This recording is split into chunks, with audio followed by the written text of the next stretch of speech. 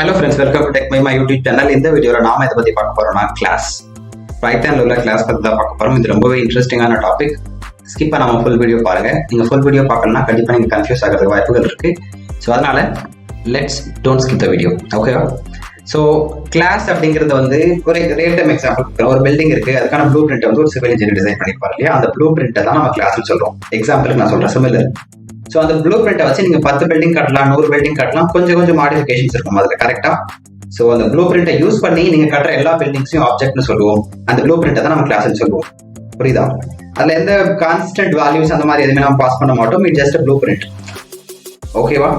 So இதுதான் ரொம்ப simple example. இதை புரிஞ்சிருக்குன்னு நினைக்கிறேன். ஸோ நான் ஒரு எக்ஸாம்பிள் கொடுத்துருக்கேன். கிளாஸ் ஸ்டூடெண்ட்ஸ் தான் வந்து கிளாஸ் நேம். இங்க ஸ்டூடெண்ட் என்ன நேம் வேணாலும் கொடுத்துக்கலாம். Students. So DEF I'm defining method. Class உள்ள வந்து அட்ரிபியூட் இருக்கும், மெத்தட் இருக்கும். அட்ரிபியூட் அப்படின்னா நீங்க பாஸ் பண்ற கொடுக்குற வேல்யூஸ், அதுல என்னென்னலாம் அசைன் பண்றீங்க, A = 10, B = 20, இந்த மாதிரி அசைன் பண்றது எல்லாமே கால்ட் அஸ் அட்ரிபியூட்ஸ். அதுக்குள்ள நீங்க டிஃபைன் பண்ற எல்லா மெத்தட் எல்லாம் மெத்தட்னு சொல்லுவோம். ஸோ இங்க பாருங்க, இதுதான் மெத்தட். இங்க define. So என்னெல்லாம் டிஃபைன் பண்றீங்களோ that is called as method. So a class will have attribute and method. அதுல இருந்து உருவாகிறது ஆப்ஜெக்ட் ஆர் இன்ஸ்டன்ஸ்னு சொல்லுவோம். ஓகேவா? ஸோ நாங்கள் ஒரு கிளாஸை டிஃபைன் பண்ணிட்டேன். கிளாஸை கிரியேட் பண்ணிருக்கேன். அதுக்குள்ள வந்து ஒரு init அப்படிங்கிற மெத்தட் டிஃபைன் பண்ணிருக்கேன். init எதுக்குன்னா நாங்கள் என்னெல்லாம் பேராமீட்டர் பாஸ் பண்ணணும். இப்போ ஒரு ஆப்ஜெக்ட் ஒரு கிளாஸ்ல இருந்து 3 பேராமீட்டர் பாஸ் பண்ணிருக்கேன்னா அது மூலியமா கிரியேட் ஆகிற 1000 ஆப்ஜெக்ட்லயும் அந்த 3 பேராமீட்டர் இருக்கணும்னு நீங்க எதிர்பார்த்தா அப்போ நீங்க init அப்படிங்கிற மெத்தட் யூஸ் பண்ணணும். புரியுதா? இப்போ ஒரு பில்டிங்கோட ப்ளூ பிரிண்ட் வச்சு 10 பில்டிங் கட்டிங்கன்னா அந்த 10 பில்டிங்கும் சேம் குவாலிஃபிகேஷன் ஒரே மாதிரி இருக்கும்னு நீங்க எதிர்பார்த்தா அந்த டைம்ல init அப்படிங்கிற மெத்தட் நீங்க யூஸ் பண்ணிக்கலாம். சரியா? ஸோ இங்க எதுக்கு நான் செல்ஃப் அப்படின்னு கொடுத்துருக்கேன்னா, இனிஷியலி மெத்தட்ல வந்து டிஃபால்ட்டா it will call it self. First parameter வந்து செல்ஃப் தான். அந்த கிளாஸ் அந்த மெத்தடையே கால் பண்ணிக்கும். சரியா? செல்ஃப் கீவேர்டான்னு கேட்டா செல்ஃப் வந்து கீவேர்ட் கிடையாது. நீங்க எந்த வேர்ட் வேணாலும் யூஸ் பண்ணிக்கலாம் அந்த இடத்துல. பட் அது மாதிரி யூஸ் பண்ணா கன்ஃபியூஸ் ஆயிடுவீங்க அப்படிங்கிறதுக்காக செல்ஃப்னு சொல்லி கொடுத்துருக்காங்க. Self means it will call it self. And A and B நான் 2 பேராமீட்டர்ஸ் அடிஷனலா பாஸ் பண்ணிருக்கேன். A and B. So self dot name = A, age = B சொல்லி கொடுத்துட்டேன். So this are called as attributes. So நான் இன்னொரு மெத்தட் டிஃபைன் பண்ணியிருக்கேன். Define show name மட்டும் எனக்கு தனியாக வர்றதுக்காக நான் இன்னொரு மெத்தட் டிஃபைன் பண்ணியிருக்கேன். ஸோ இப்போ பாருங்க, இதுதான் கிளாஸ் அட்ரிபியூட் மெத்தட் எல்லாமே சொல்லிட்டேன். How to call an attribute outside a class. இது எல்லாமே இன்சைட் கிளாஸ் தான் இருக்கு. ஸோ அது எப்படி நான் அவுட் சைட் கிளாஸ்ல கால் பண்றது அப்படிங்கிறத சொல்றதுக்கு முன்னாடி ஆப்ஜெக்ட் எப்படி கிரியேட் பண்றது சொல்றேன். உங்களுக்கு ஃபங்க்ஷன் பத்தி தெரியுமான்னு தெரியல. ஃபங்க்ஷனா இருந்தா இப்படிதான் இருக்கும். ஸோ DEF ஃபங்க்ஷன் நேம் இருக்கும். அங்க என்ன பேராமீட்டர் கொடுத்துருக்கீங்களோ அது இருக்கும். இந்த லெஃப்ட் சைட்ல இருக்கிறதெல்லாம் இருக்காது. இது எதுவுமே இருக்காது.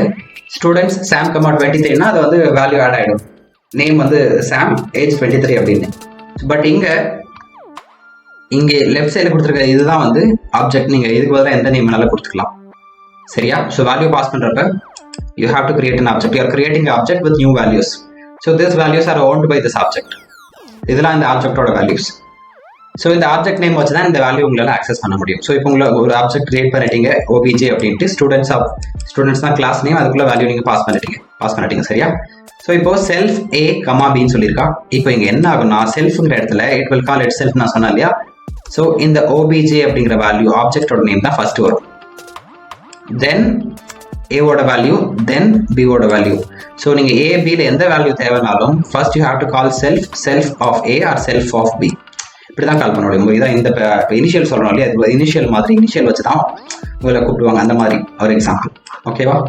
ஸோ அப்படியே கீழே வந்தா ஒரு இங்க பாருங்க, calling the attribute outside a class. இது வரையும் புரிஞ்சுக்கணும்னு நினைக்கிறேன். How to create an object. So calling the attribute outside the class. Simple. நீங்க என்ன பண்ணணும்னா ஆப்ஜெக்டோட நேம் தான் ஃபர்ஸ்ட் எடுத்துக்கணும். OBJ தான் என்னோட ஆப்ஜெக்டோட நேம். என்கிட்ட ஒரு ஆப்ஜெக்ட் தான் நான் கிரியேட் பண்ணிருக்கேன். நான் அந்த ஆப்ஜெக்டோட நேம் எடுத்துட்டு நீங்க டேப் டபுள் டைம் பிரஸ் பண்ணீங்கன்னா உங்களுக்கு என்னெல்லாம் பாசிபிள் பேராமீட்டர்ஸ் இருக்குன்னு சொல்லி காமிக்கும். ஸோ என்கிட்ட நேம் அண்ட் ஏஜென்ட் இருக்கு. நான் ஃபர்ஸ்ட் ஏஜென்ட் கொடுக்குறேன், ஏஜ் காமிச்சிருச்சு. அதே மாதிரி இப்போ சேம் OBJ டாட் கொடுத்தாலே ஆப்ஷன்ஸ் கொடுக்கும். ஸோ நேம் இருக்கு, it's giving me the name. ஓகேவா? இப்படிதான் உங்களால ஒரு அட்ரிபியூட்டை அவுட் சைட் ஃபங்க்ஷன்ல கால் பண்ண முடியும். ஸோ அதே மாதிரி காலிங் மெத்தட் அவுட் சைட் கிளாஸ்ன்னு பாத்தீங்கன்னா, கிளாஸ்க்கு உள்ள இல்லை கிளாஸ்க்கு வெளியில ஒரு மெத்தட் எப்படி கால் பண்றதுன்னு பாத்தீங்கன்னா, ஆப்ஜெக்டோட நேம் OBJ. ஸோ நான் இது வந்து டிஃபால்ட் மெத்தட், அதனால இதை கால் பண்ண முடியாது. ஸோ நான் இன்னொரு மெத்தட் நேம் எடுத்துக்கிறேன். நான் இதை இப்போ கால் பண்ண போறேன். ஷோ நேம் தான் மெத்தடோட நேம். கரெக்டா? ஸோ நான் என்ன கொடுத்துருக்கேன்? ஆப்ஜெக்ட் டாட் ஷோ நேம் கொடுத்துருக்கேன். ஷோ நேம்னா ஏன் சாம்னு காமிக்குது? இது வந்து கேள்வியாக இருக்கலாம். அதுக்கான பதில் என்னன்னா, ஷோ நேம் கொடுத்துருக்கேன், ஷோ நேம் கொடுத்து செல்ஃப்னு கொடுத்துருக்கேன், செல்ஃப் டாட் நேம் சொல்லி கொடுத்துருக்கேன்னா, ஸோ நீங்கள் மெத்தட் கால் பண்ணுறப்ப ஃபஸ்ட்டு வந்து என்ன பேராமீட்டர் பாஸ் ஆகும்? செல்ஃப் அப்படிங்கிற பேராமீட்டர் தான் பாஸ் ஆகும் ஃபர்ஸ்ட், கரெக்டாக? ஸோ செல்ஃப்ங்கிற பேராமீட்டர் பாஸ் ஆகுறப்ப நான் என்ன சொன்னேன்? செல்ஃப்ங்கிற இடத்துல வந்து ஆப்ஜெக்டோட நேம் போய் மேப் ஆகிடும்னு சொன்னேன்னா, ஸோ ஆப்ஜெக்ட் அந்த நேம்க்கு வந்தால் ஃபர்ஸ்ட் என்ன வேல்யூ இருக்கு? சாம். ஸோ அதனால தான் சாம்ங்கிற வேல்யூ ஃபர்ஸ்ட் பிரிண்ட் ஆகும். புரியுதா? இதுதான் கான்செப்ட். ஸோ உங்களுக்கு எதாவது டவுட் இருந்தால் கமெண்ட்ல சொல்லுங்கள், நான் கண்டிப்பாக ரிப்ளை பண்ணுறேன். நெக்ஸ்ட் வீடியோவில் மீட் பண்ணுவோம்.